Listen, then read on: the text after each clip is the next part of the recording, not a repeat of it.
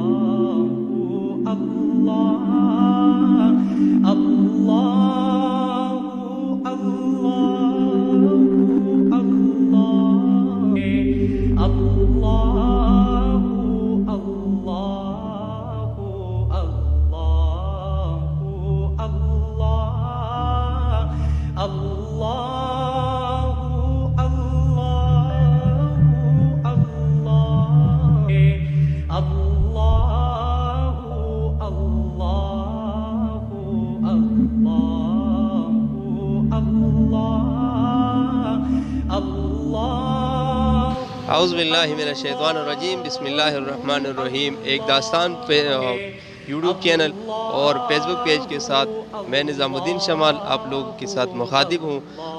آج ہم گرجا روڈ والی جو مین روڈ پر یہ جو ساتھ میں قبرستان ہے، اس میں ہم نے دیکھا کہ کافی قرآن پاک کے صفحے اور سپارے اور ایسے قرآنی آیات پڑے ہوئے ہیں۔ دوسرا یہاں پر جانور بھی قبروں کے اوپر چلتے ہیں، جس پہ قبروں کے نیچے قرآنی آیات لکھی ہوئی ہے۔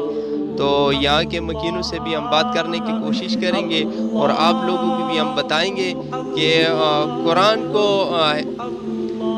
کسی اور ہاتھوں سے کیا ضرورت ہے کہ وہ ان کا بے عزتی کرے اور حرمت کرے۔ ہم آپ کو آج دکھائیں گے کہ ہم مسلمان اس کی کتنی حفاظت کرتے ہیں اور خود اپنی ہاتھ سے ان کی کتنی بے عزتی کرتے ہیں اور بے حرمتی کرتے ہیں، خاص کر کے قبرستانوں میں۔ جب یہ قرآن پاک یہ سپارے ہم یہاں پہ لے آتے کیا یہ محفوظ ہو جاتے؟ کیا اس پہ کتے اور یہ جانور وغیرہ نعوذ باللہ اس پہ نہیں گھومتے؟ اور ہمارے ساتھ ہم آپ کو آج دکھائیں گے بھی اور مکینوں سے بات بھی کریں گے۔ السلام علیکم۔ وعلیکم السلام۔ بھائی جان اپنا نام بتائیں۔ راجہ انعام الحق۔ راجہ جی، یہ جو قبرستان کی حالات آپ دیکھ رہے ہیں، یہ جو سپارے پڑے ہوئے ہیں، آپ اس کے بارے میں کیا کہیں گے؟ یہ تو بہت غلط بات ہے نا، یہ قبرستان میں سپارے پھینکنا یہ تو غلط بات ہے۔ اگر قرآن پاک شہید ہو گیا تو اس کو مسجد میں دے دیں، قبرستان میں سپارے تو نہیں پھینکنے چاہیے۔ اور ہمارے ادھر کے چیئرمین صاحب سے بھی التجا ہے، قبرستان کے چار دیواری ہونی چاہیے، چار دیواری ہونی چاہیے، اس میں گند بلا نہیں پھینکنا چاہیے۔ ادھر لوگ آ کے صفائی بھی کرتے ہیں، اس میں قبرستان میں بہت گند ہے۔ یہ جو لوگ ادھر اس خیال سے قرآن پاک یا سپارے رکھتے ہیں کہ یہ محفوظ ہو گئے، یہ جو آپ سپاروں کا خیال آپ جو رکھتے ہیں، یہ کیمرہ مین اگر آپ کو دکھا سکیں تو کیا یہ محفوظ ہے؟ نہیں، یہ کسی طرح بھی محفوظ نہیں ہے۔ یہ جب ہوا کا جھونکا آتا ہے یہ اڑ کے روڈ میں چلے جاتے ہیں، یہ ادھر محفوظ تو نہیں ہوتے ہیں۔ یہ شہید ہو گئے، ان کو آپ مسجد میں رکھ دیں، مسجد میں یہ محفوظ رہتے ہیں۔ یہاں پہ جانور آتے ہیں، جانور بھی آتے ہیں۔ یہ قبروں کے اوپر یا نیچے جو تختوں پہ اس پہ قرآن آیات لکھی ہوئی ہے، کیا اس کا بے حرمتی ہوتا ہے یا اس قبروں کے اس کو ثواب مل جاتا ہے، یا جو اس کے لوارثین ہیں ان کا بے رحمتی ہوتا ہے؟ اگر اس کی چار دیواری ہو تو اس کی کوئی بے رحمتی نہیں ہے۔ ہر طرح کا جانور ادھر گھوم رہا ہوتا ہے۔ کیا کہیں گے اور ناظرین کو آپ کیا پیغام دیں گے؟ ہمارا تو یہی پیغام ہے یہاں کے چیئرمین صاحب کو، یا اس کی چار دیواری ہونی چاہیے۔ جی ہمارے ساتھ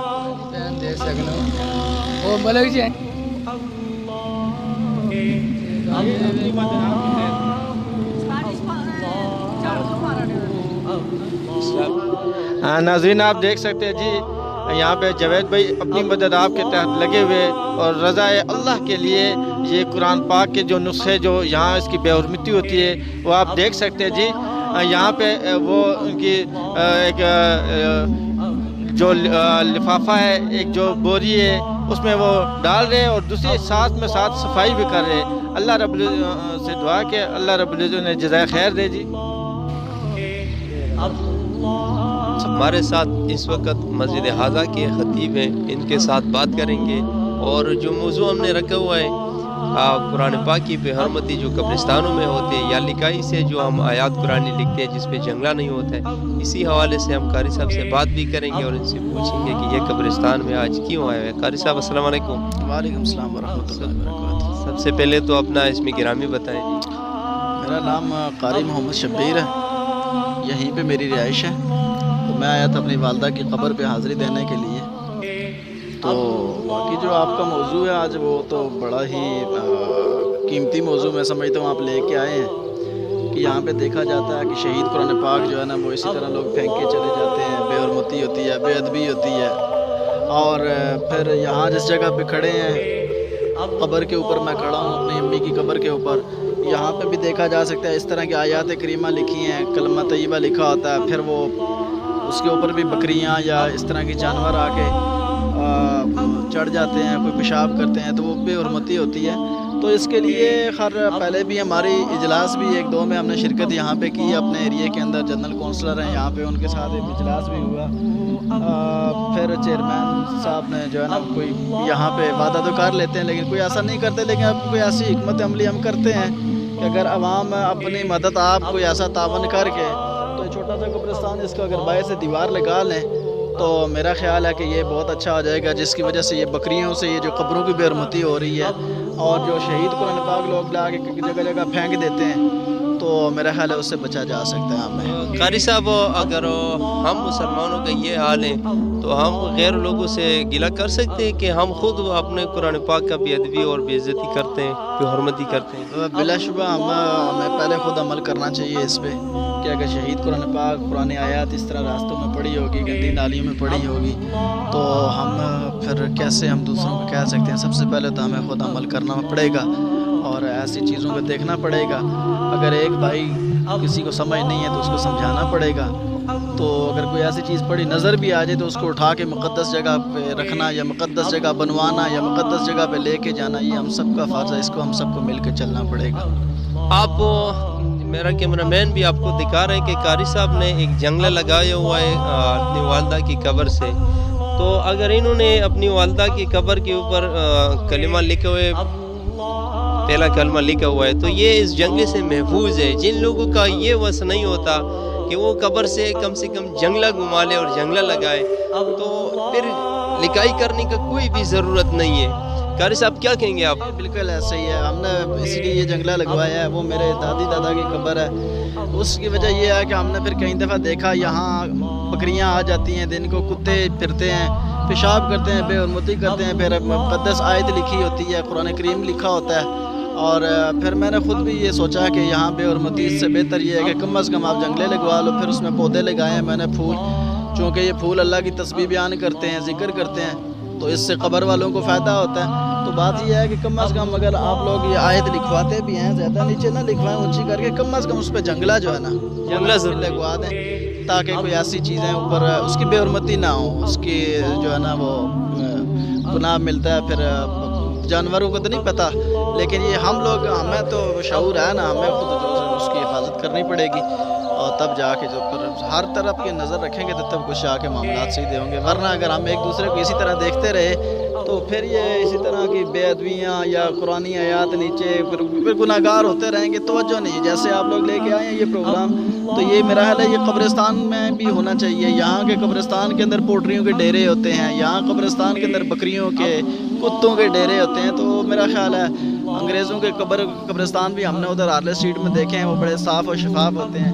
یہاں انتظامی معاملات کوئی نہیں ہے اور یہ ہونا چاہیے انتظامی معاملات۔ اور یہ بکریاں دیکھیں نا، یہ جانور پھر رہے ہیں بے حرمتی، اور اللہ کے کلمہ طیبہ لکھا ہوا ہے، ادھر کرسیاں لکھی ہوئی ہیں، جانور پھر رہے ہیں، تو اس پہ ہم سب کو مل کے کوئی تجویز لانے چاہیے اور اس کو ہمیں کسی طریقے سے روکنا چاہیے۔ قاری صاحب آپ نے کہا کہ ہم نے اجلاس کیے، تو کیا آئندہ کوئی اجلاس آپ نے رکھا ہوا ہے، کوئی خیال ہے؟ رکھا نہیں ہے جی، دیکھیں ہم پھر اپنی بات آپ کے ذریعے سے اپنے ایریے کے کونسلر ہیں، چیئرمین ہیں ملک لیاقت صاحب، ان تک پہنچاتے ہیں۔ اگر کچھ نہ ہوا تو پھر ہم کوشش کریں گے، کیونکہ ہمارے تو والدین کی قبریں ہیں، دادا کی قبریں ہیں، یا مسلمانوں کی قبریں ہیں، تو یہ پھر کب تک یہ چلتا رہے گا سلسلہ بے حرمتی والا۔ تو پھر ہم کوشش کریں گے کہ کسی بھی طریقے سے ہم اس کو چادیواری کو دیوار والا سسٹم ہو جائے، کم از کم اس طرح کا راستہ بند ہو جائے، تو کوشش اپنے تک کریں گے۔ پہلے ہم ان سے بات کریں گے، انشاءاللہ آپ کے ذریعے سے بات پہنچانے کی کوشش کریں گے، अगर कुछ लाया अमल निकला तो ठीक है, वरना फिर खुद ही करना पड़ेगा। ज़ाकल्ला वक़्त देने का बहुत शुक्रिया। जैसा कि आपने कारी साहब की बातें सुनी, हमारे इधर आने का मकसद यही था कि जो चीज़ आप अगर ये समझते हैं कि हम माँ की कब्र या वालिद की कब्र पे कलिमा लिखें और हमें सवाब मिलेगा, तो अगर उस पर जानवर घूमेगा फिरेगा तो सवाब की बजाय आपको अजाब मिलेगा। बात नंबर 2, अगर आपने आयात लिखनी भी है तो कम से कम जगले लगाएं। 2 बातें। तीसरी बात ये कि जो आप कुरान मजीद लेकर आते हैं या सिपारे लेकर आते हैं तो उसको कब्रिस्तान में आप महफूज समझते हैं, तो ये महफूज उस टाइम होगा जब आप साथ में गेंदरी बिल्चा ले आएँ और बजाय उसको इस तरह खुला छोड़ने के उसके लिए कड़ा बनाएं। इसी के साथ निज़ामुद्दीन शमाल को दीजिए इजाज़त। अल्लाह ने गवान।